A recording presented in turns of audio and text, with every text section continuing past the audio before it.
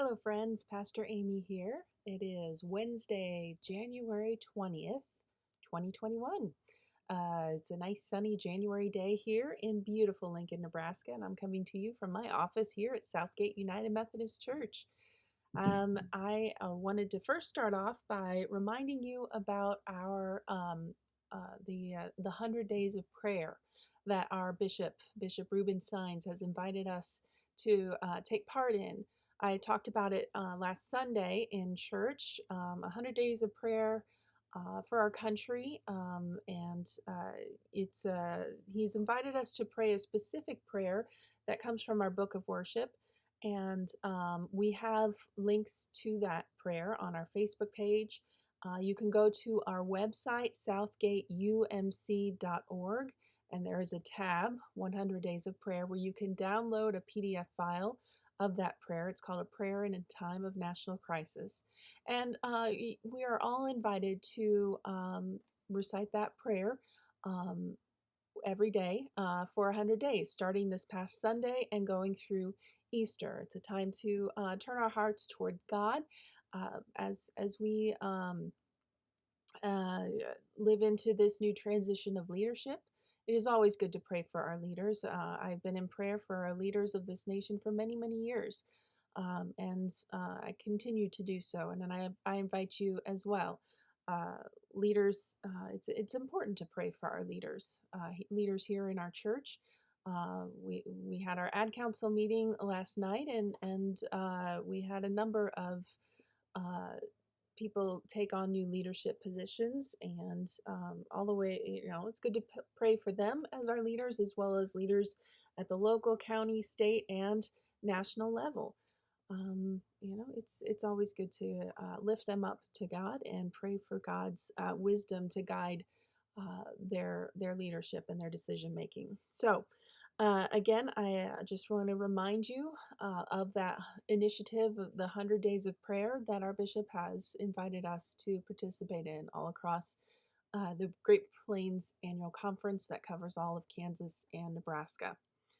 Um, Now, I want to talk to you about the color orange. No, this isn't Sesame Street. But I want to talk to you about the color orange as it relates to our county's COVID dial. We have been in the red for a number of weeks, but we were just downgraded into orange.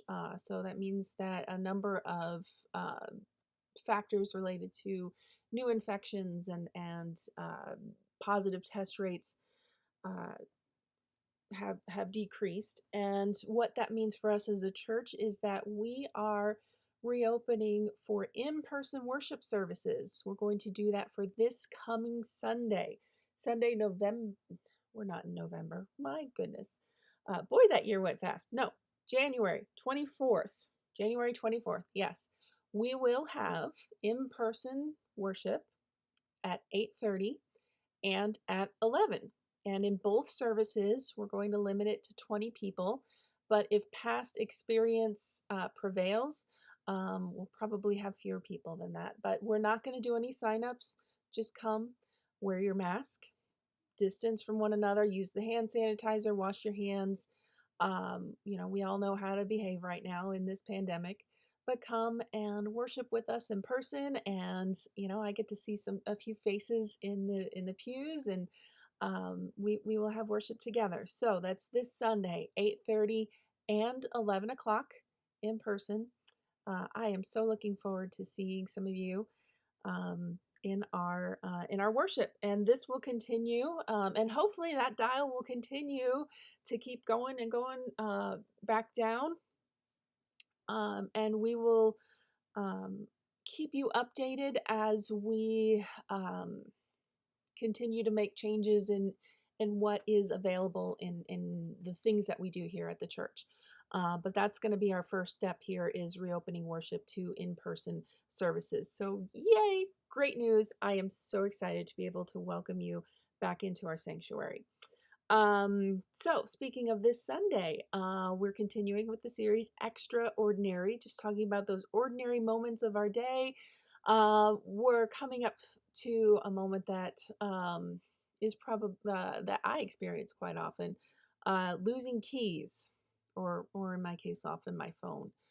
Just those. Do you ever have those moments that uh, just those frustrating moments where you are going and you want to accomplish something and then just something happens, something irritating that blocks your way.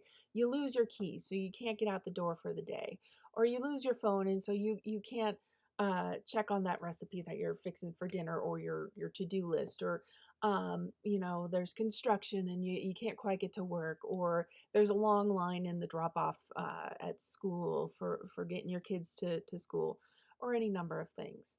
We know that God is with us and helps us through the major big trials of life and tragedies and big grief moments, right?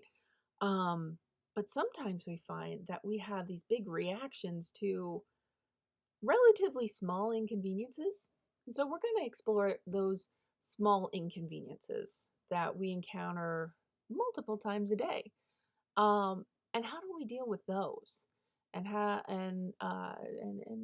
it'll be interesting. I hope. I hope it'll be interesting. So anyway, looking forward to our worship on Sunday. Remember that God loves you, so do I, and I will see you Sunday, and I will see some of you in person. Yay. Take care.